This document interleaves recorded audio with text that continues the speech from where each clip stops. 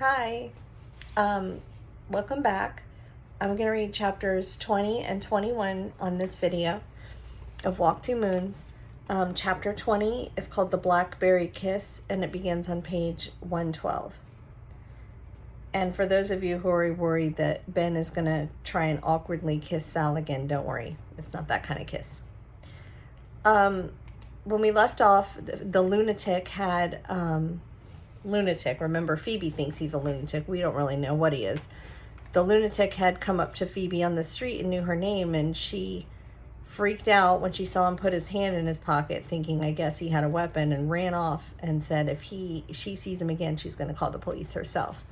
And then Sal had tried to tell her dad that she didn't want him to see Margaret Cadaver anymore, and he thought she was being ridiculous, and she wouldn't listen to him about, his reasons for wanting to be with Margaret. So we're not sure about that yet either. Okay. So, the other thing was in class, Mr. Berkway had given her the assignment of writing a mini journal, because the rest of the class had done that as like their summer assignment, that they'd written a journal. But of course she wasn't there during the summer. She was still living in Bybank, so she didn't write one. So she's going to, do that assignment for Mr. Berkway instead. Okay, chapter 20 is The Blackberry Kiss. Page 112. That night, I tried to write the mini journal for Mr. Berkway. First, I made a list of all the things I liked, and they were all things from Bybanks. The trees, the cows, the chickens, the pigs, the fields, the swimming hole. It was a complete jumble of things, and when I tried to write about any one of those things, I ended up writing about my mother, because everything was connected to her. At last, I wrote about the Blackberry Kiss. One morning when I awoke very early, I saw my mother walking up the hill to the barn. Mist hung about the ground. Finches were singing in the oak tree beside the house, and there was my mother, her pregnant belly sticking out in front of her. She was strolling up the hill, swinging her arms and singing.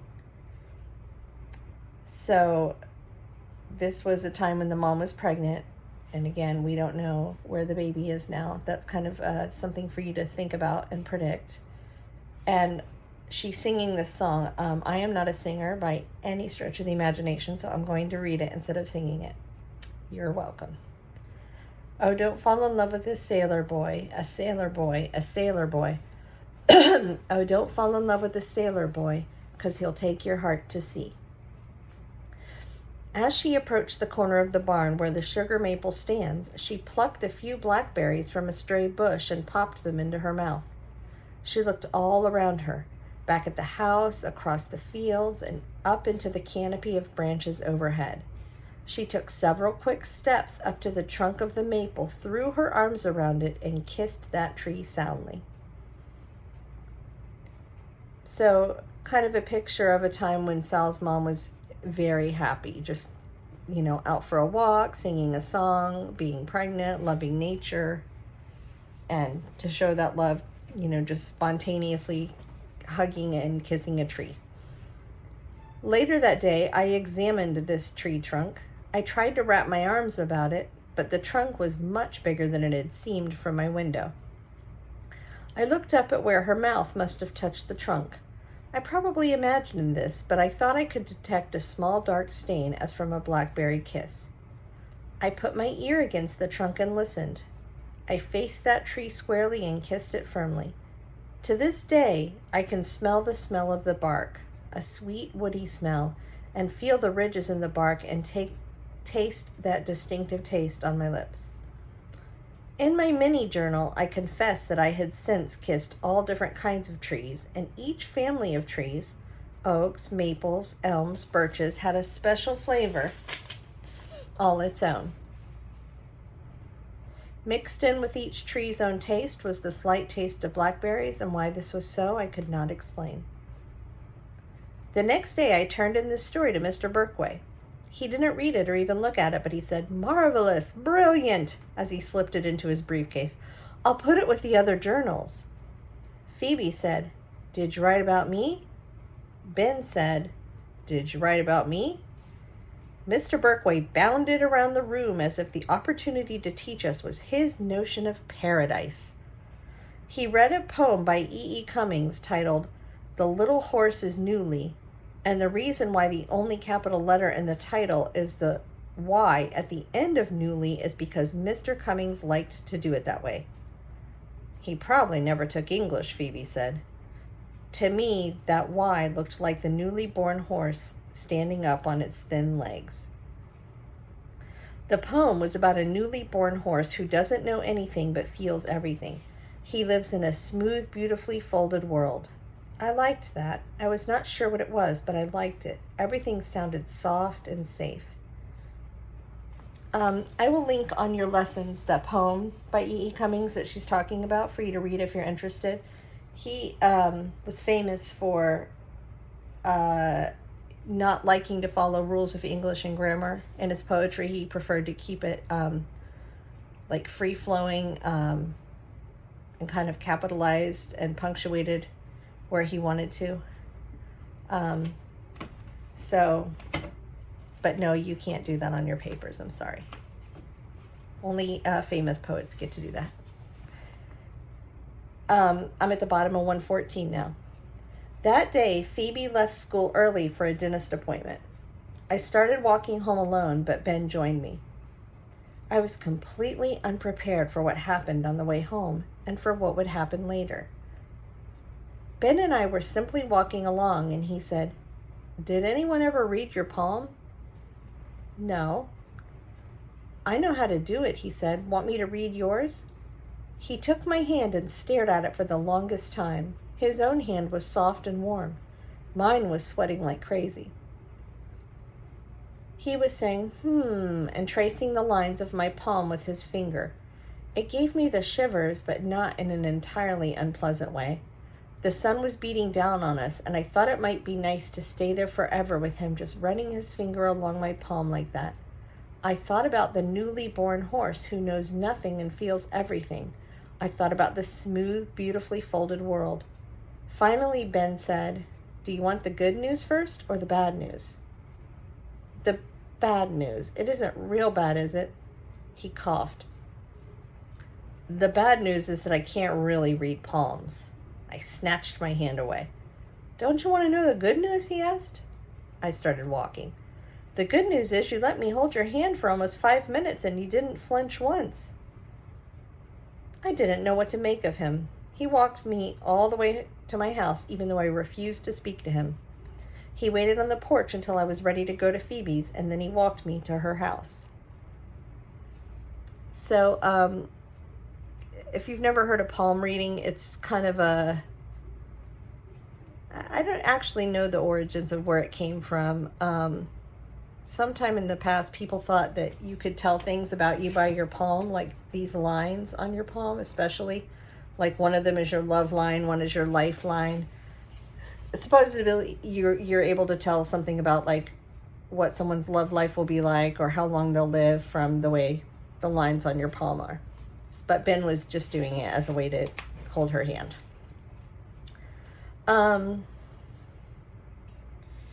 Okay, top of 116.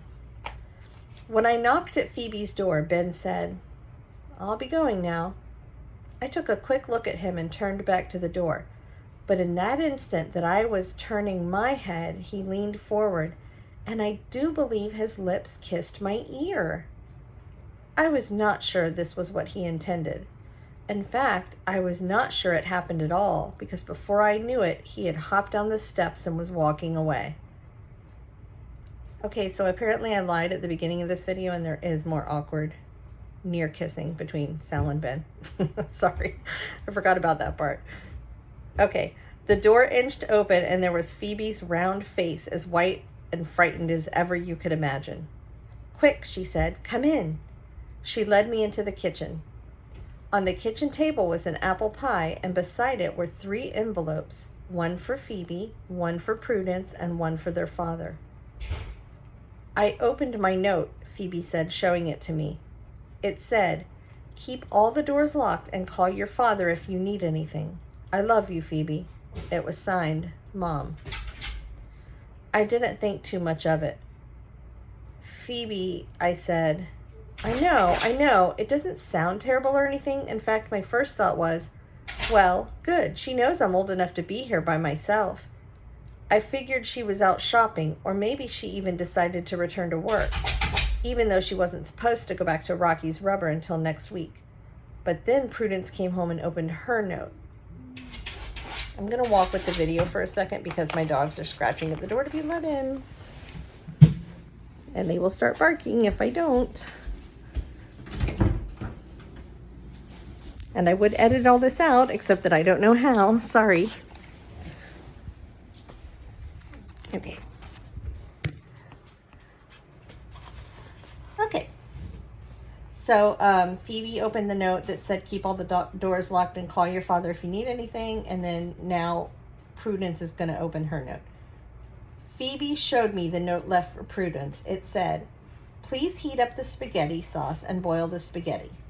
I love you, Prudence. It was signed, Mom. I still didn't think too much of it, but Phoebe was suspicious. Prudence made the spaghetti while I helped Phoebe set the table. Phoebe and I even made a salad. I do feel sort of independent, Phoebe said. When Phoebe's father came home, Phoebe showed him his note. He opened it and sat down, staring at the piece of paper. Phoebe looked over his shoulder and read his note aloud. I had to go away. I can't explain. I'll call you in a few days.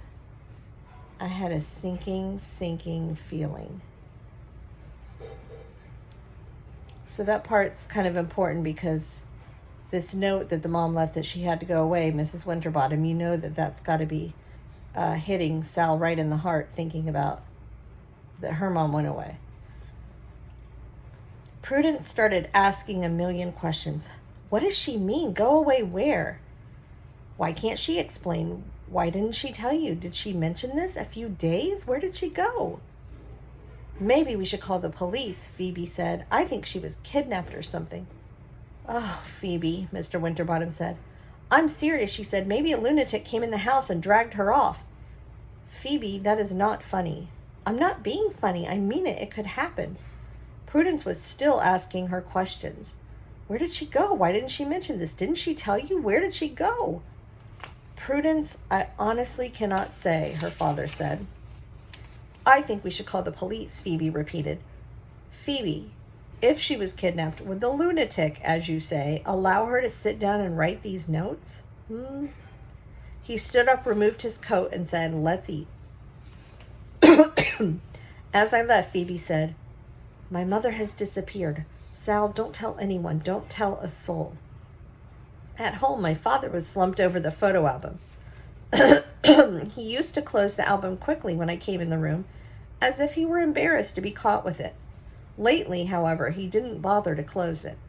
It was as if he didn't have the strength to do that. On the opened page was a photo of my father and mother sitting in the grass beneath the sugar maple.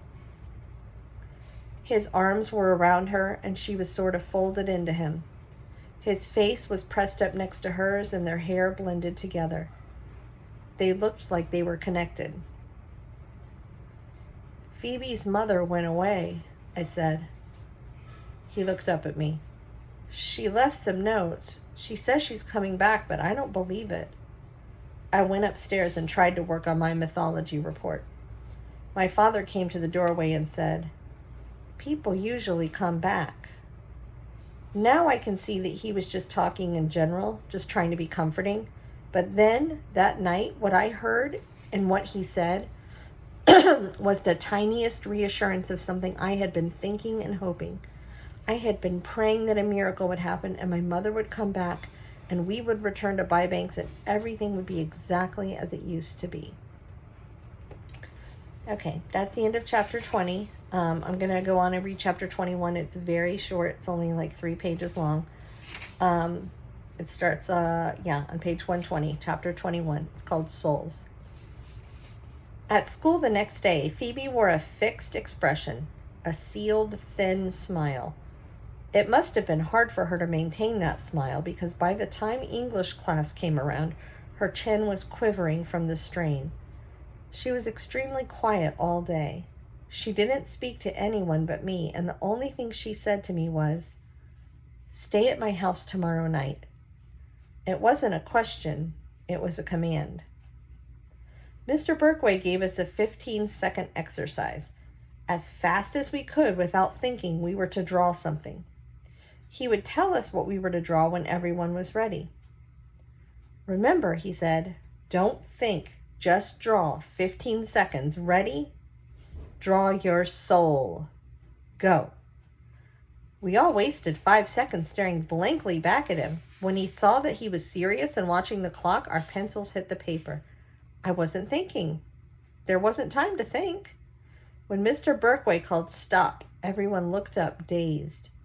Then we looked down at our papers, and a buzz went around the room. We were surprised at what had come out of our pencils. Mr. Berkway zipped around, scooping up the papers. He shuffled them and tacked them up on the bulletin board. He said, "We now have everyone's soul captured." We all crowded around. The first thing I noticed was that every single person had drawn a central shape, a heart, circle, square, or triangle. I thought that was unusual. I mean, no one drew a bus or a spaceship or a cow. They all drew these same shapes. Next, I noticed that inside each figure was a distinct design. At first, it seemed that every one was different. There was a cross, a dark scribble, an eye, a mouth, a window. There was one with a teardrop inside that I thought must be Phoebe's. Then Mary Lou said, "Look at that, 2 are exactly the same." People were saying, "Geez," and "Wow," and "Whose are those?" The duplicate designs were a circle with a large maple leaf in the center, the tips of the leaf touching the sides of the circle. One of the maple leaf circles was mine. The other was Ben's. Okay, so that is the end of chapter 21. We're left with the idea that maybe Sal and Ben are soulmates, or have at least a lot of things in common. And we already know that he likes her, clearly, because he keeps trying to kiss her, even though he misses. So chapter 22 we will read next week, and the next quiz is after chapter 22. It covers chapters 12 through 22. And then chapter 22 is the halfway point in the book. So next Monday we will be halfway there. Okay? Take care, and I will see you with the next video. Bye.